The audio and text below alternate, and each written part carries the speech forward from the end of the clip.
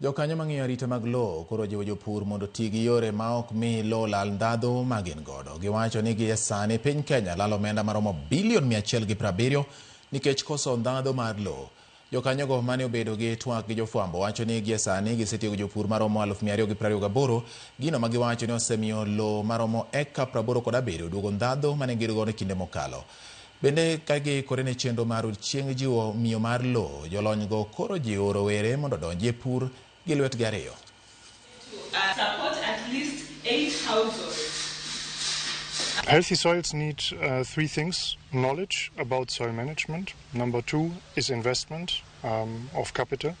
And number 3 is institutions that provide a favorable environment for farmers. Ndhadho mag lowo mag Western Kenya osebedo ka nigi tabu sana. Jopur ywak ni ok giyud yields maber.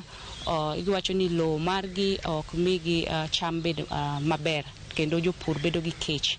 Koro chenro mar soil ni obiro mondo tieg jopur, opuonjgi weche mag conservation agriculture, opuonjgi kaka wanyalo duoko ndhadho mag lowo moselal kuom higni mang'eny mondo jopur